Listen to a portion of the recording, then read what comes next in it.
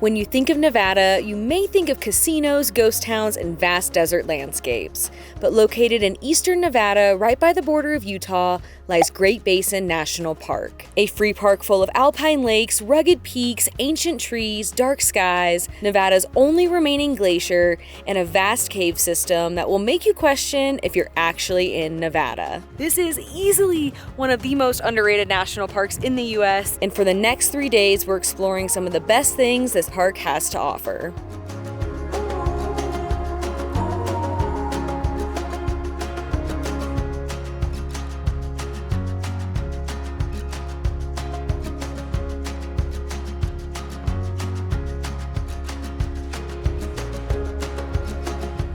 We're kicking off our time in the park by driving the Wheeler Peak Scenic Drive. This 12-mile one-way road is only open in the summertime and climbs over 4,000 feet to the face of Wheeler Peak at 10,000 feet, and the views along the way are incredible. You go through different ecosystems along the way, and it has been so neat to watch the vegetation change as we go higher and higher. And I read that this drive is basically the equivalent of driving from Nevada to the Yukon Territory in one drive, which is crazy.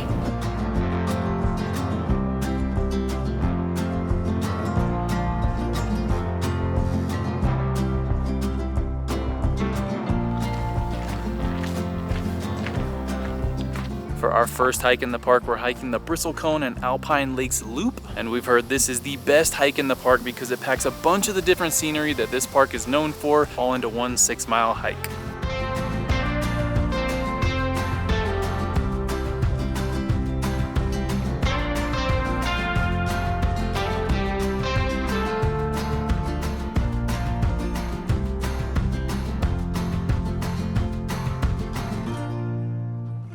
I cannot believe that this is Nevada. While Nevada is home to part of Lake Tahoe, which has mountain and alpine lake scenery kind of like this, for the most part we do not associate this type of scenery with the state. This gorgeous lake with the mountain backdrop kind of reminds me of something we would see in California's Sierra Nevada mountains or Colorado's Rocky Mountains, but not Nevada. Yeah, this is pretty awesome. From where we started this morning, way down at the base of the mountains, it is a completely different world up here. It is. It's wild. Yeah.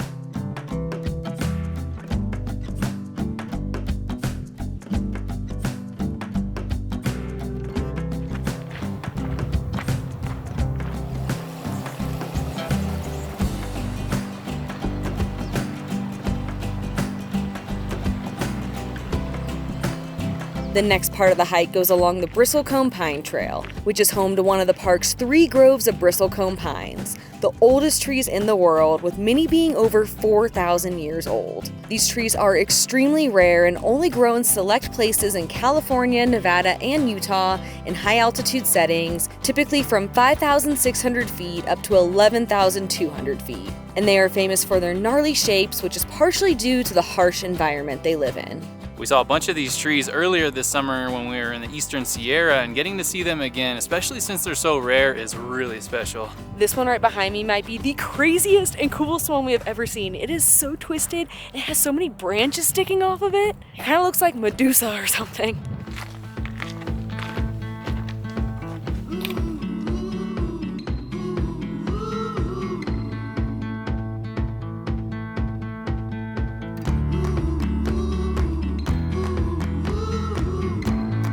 Wild how parts of the tree can be completely dead and a whole other section of it is like alive and thriving and nice and green, where the dead part's just kind of dead and barren and almost looked like it was burnt.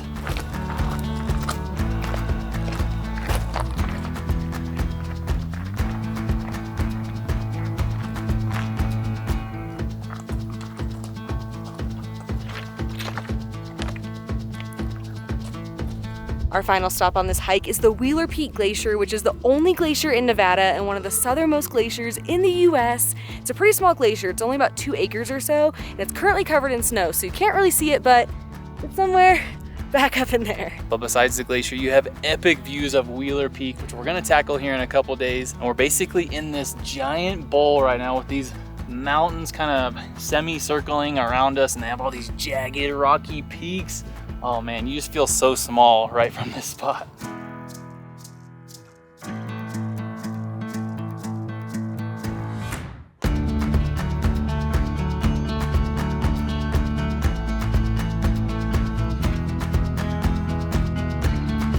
know we've only been here for a few hours so far, but I'm calling it now. This is easily one of the most underrated national parks in the US. Usually national parks are just so popular and crazy crowded, but I hardly ever hear anyone talking about this national park. In fact, in 2023, it was the 10th least visited national park with only 140,000 visitors a year, which I'm assuming is partially due to its more remote location, but trust us, this park is totally worth the trek. It's wild to think that Yosemite gets more visitors in 1 month than this park gets in an entire year. Maybe even in like 2 or 3 years. Yeah, crazy. Oh my gosh.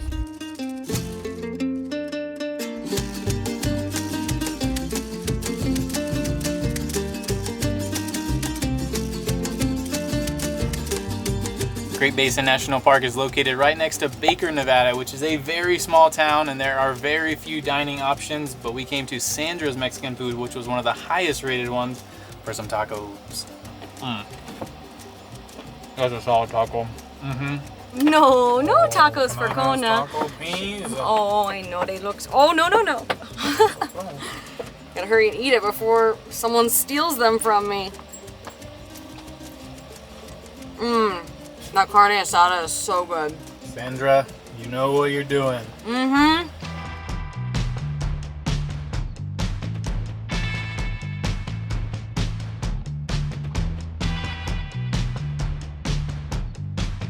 There are 5 campgrounds inside the park, but y'all know we love to camp for free, and there's actually an amazing free BLM campground called Sacramento Pass, just 15 minutes from the park. We camped there for a few nights before exploring the park, but tonight we decided to camp right next to the upper section of the campground, just in a little dirt patch off the side of the road with some even higher up views.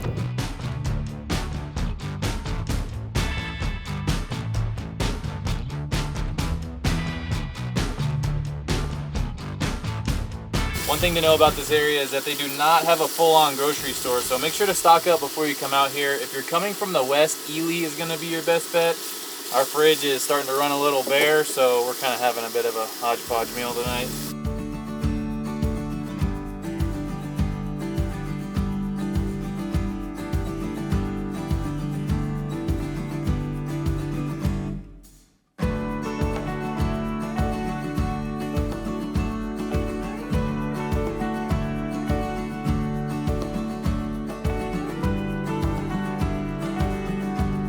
It is almost 10:30 p.m., which is past our bedtime, but we are staying up late tonight because Great Basin is said to be one of the darkest places in the lower 48, so we're gonna head outside and see if we can see a bunch of stars. Oh no, I want the red light. Oh yeah. Oh. Party time, red light. Alright, let's go.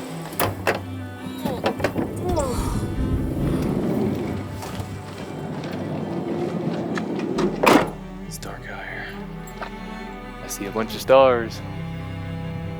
Should be pretty good. I am 99.9% sure that the Milky Way is right there. It's harder to see because we have the lights on right now, but if we turn the lights off, you just see this kind of cloud of stars. It's amazing. It just blows my mind every single time I see it. It's one of the coolest things in the world. That is just on my phone. Wow! Look at that!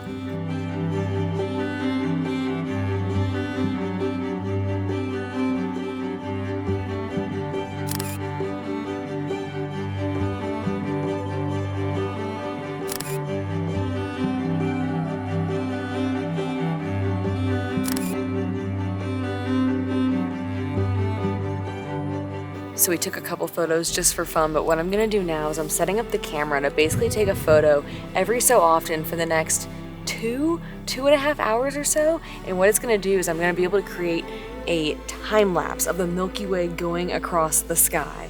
So I'm gonna set this up, go to bed, set an alarm for 2 hours or so, and then come back out to get the camera.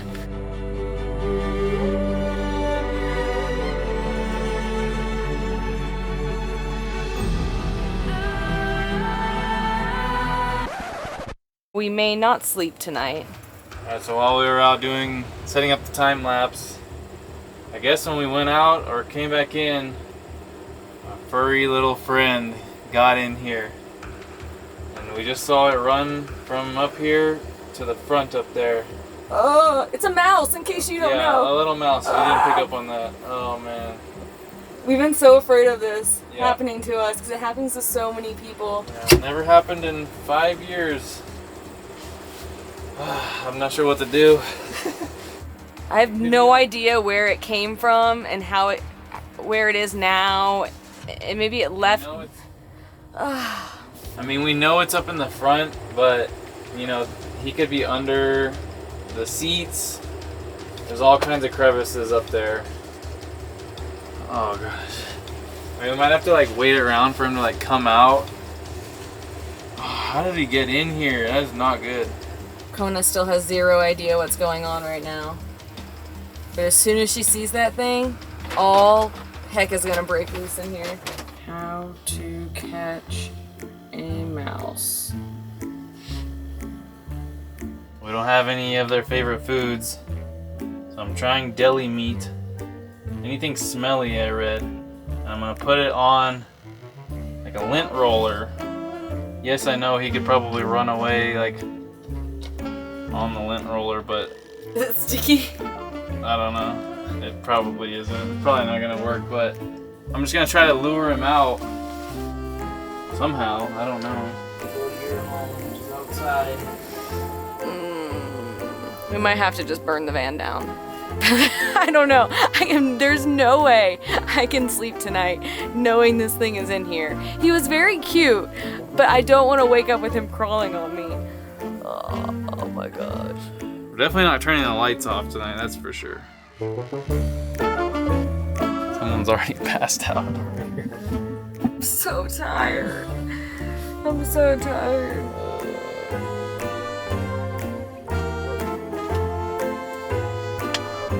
Okay, I am fairly confident that I shooed him out, but I didn't have visual confirmation. I didn't see him physically leave the van, but we're just gonna tell ourselves that he's not in here anymore so we can hopefully get some peaceful sleep.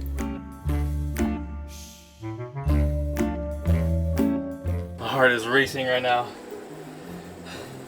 So I put a piece of salami, drizzled honey, and a piece of tortilla. I just sat on the bed like for 20 minutes. I saw him a couple times. I really hope he's in here. And then I just, oh man. Saw him like dancing around the thing, and like I just got closer and closer. Saw him like looking around, looking in there. I'm pretty sure he's in there. I guess like the only way to find out is to like go outside and dump it out. Hallelujah! I got him out. I got visual confirmation. He is out there. We can sleep. Oh my gosh, I'm so tired. Hopefully it was only one.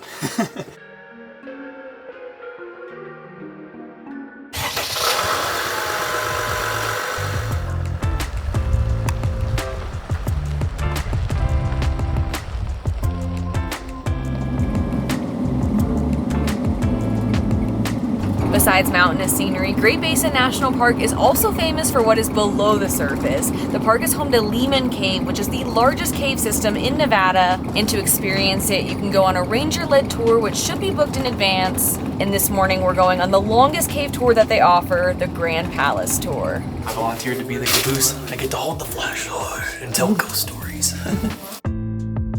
First discovered by Native Americans, Lehman Cave is named after a local rancher who stumbled upon it in the 1880s. And since 1885, tours of the cave have been offered. Along the tour, we got to see various different formations, including shields. Shields are interesting. They're what makes Lehman Cave special.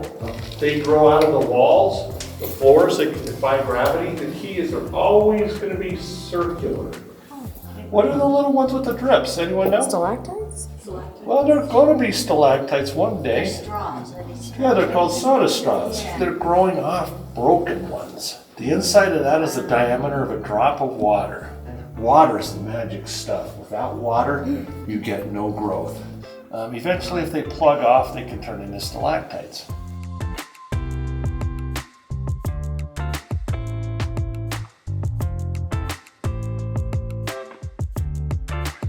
The cave has 2 miles of passageways, some of which were a bit tight. I love going through all these passageways. As we explored the cave, we got to see a variety of different rooms, including a room filled with water and the tour's namesake, the Grand Palace, which was very properly named with a wide open space, tall ceilings, and giant formations, plus the striking sunken garden.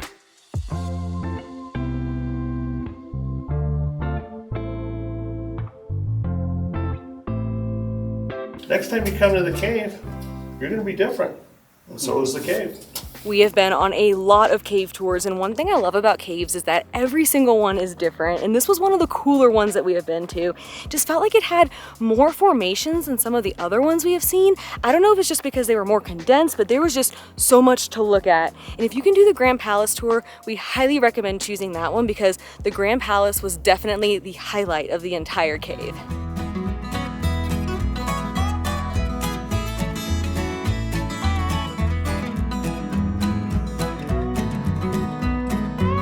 We just stopped by Bristlecone General Store, which is an absolute gem in the town of Baker. It's a small general store with a small amount of grocery items and snacks you can buy, a corner with a bunch of different books, and some locally made items and souvenirs. Plus they have a hotel, RV campsites, a dump station and water fill-up, and $2 showers, which we took advantage of the other day, which were nice and hot and super clean. We just picked up some snacks for our big hike tomorrow and a cold brew because, as you know, we had a whole experience last night and this morning, and we are running on very, very, very little sleep. So this is much needed. Cheers. Cheers. Give me life, give me energy. They also have some bubbles out here on the patio that say, put your worries in a bubble and blow them away. I am putting mice in my bubble. Shoot. And I'm gonna try to blow them away. No, that's not good. Oh, right. Oh my gosh, how fun. Hopefully not that many mice.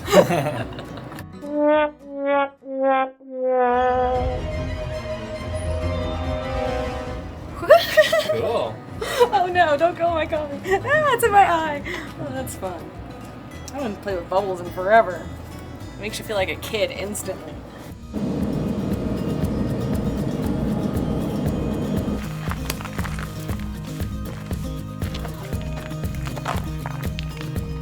This morning we are conquering Wheeler Peak. This is the second tallest peak in the state of Nevada at 13,063 feet, just 84 feet shy of the high point of Boundary Peak. It's about an 8.4 mile round trip climb, but with the high altitude, I think it's gonna be pretty difficult.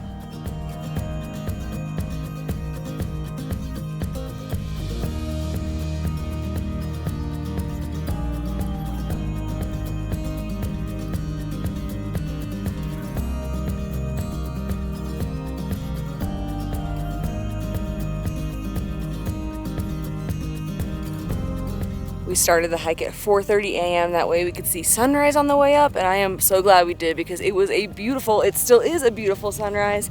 And I think we're a little over halfway to the top in miles, but not in elevation gain. And we're taking a quick break to make some coffee.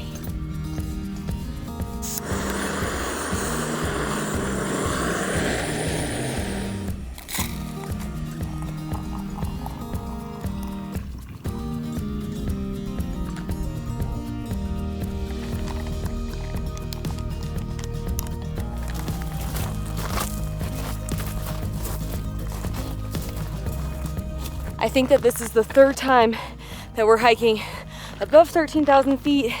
We've hiked to the highest point in New Mexico, which ironically is also named Wheeler Peak, which is over 13,000 feet, and the highest point in Colorado, which is over 14,000 feet. And when you get to these higher elevations and altitude, it's just quite a bit harder to breathe. And then combine that with just how steep this trail is and how rocky it is, it's pretty difficult.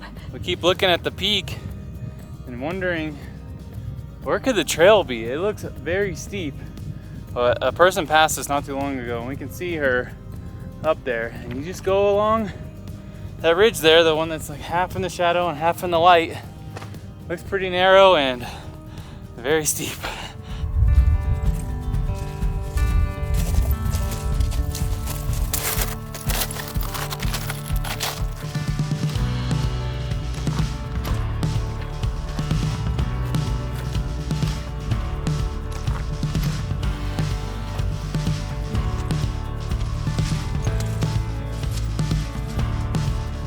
we were looking up at this final section from further down, you couldn't see a trail at all. It looked like you were gonna have to just scale up rocks and it looked super sketchy. But thankfully, now that we're on it, there is a path to follow. And it's not too bad. It's not sketchy. Oh my gosh. Breathing so hard.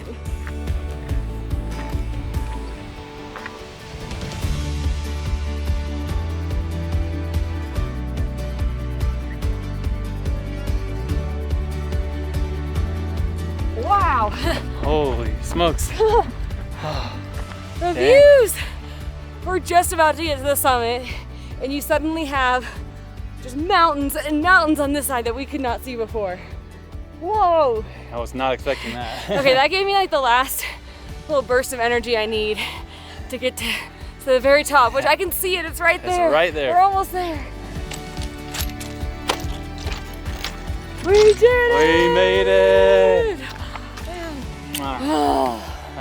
Even though we're not technically on top of Nevada right now, it feels like we're on top of Nevada. It feels like we're on top of the world. All this wildfire smoke is kind of blown in this morning, which is a slight bummer because you can't see super far this way, but it kind of makes us feel like we're above the clouds. It makes us feel extra high up. And off in the distance, you can just see these mountain peaks just kind of popping up over the smoke. Just layers and layers and layers. And fun fact, Nevada has 314 named mountain ranges, more than any other state. I would have never guessed that.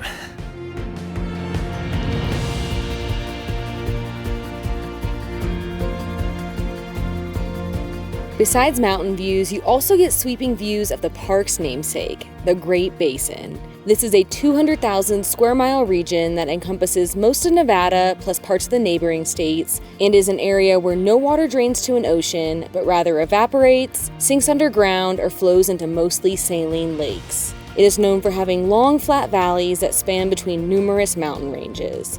And while we experienced the Great Basin's stark contrast of scenery during our road trip on the loneliest road in America, from up here on the summit, you get a completely new perspective.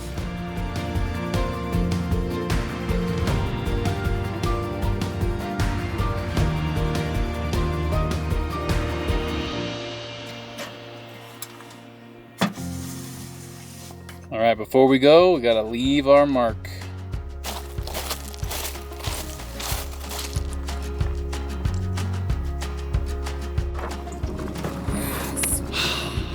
So this was actually our last adventure in the van for the year, that we're filming at least. As we mentioned a few months back, our big goal for the year was to have more balance and enjoy more of life without filming it. So we decided to spend the rest of our summer off camera. We don't have many plans except to spend a few weeks hiking, checking out new towns, relaxing, and working in Colorado as we make our way back to Texas. And once we get back, we're flying out to a brand new country and continent for us for a month of epic treks, new foods, and some would say a wondrous sight. Nos vemos pronto. Hint, hint.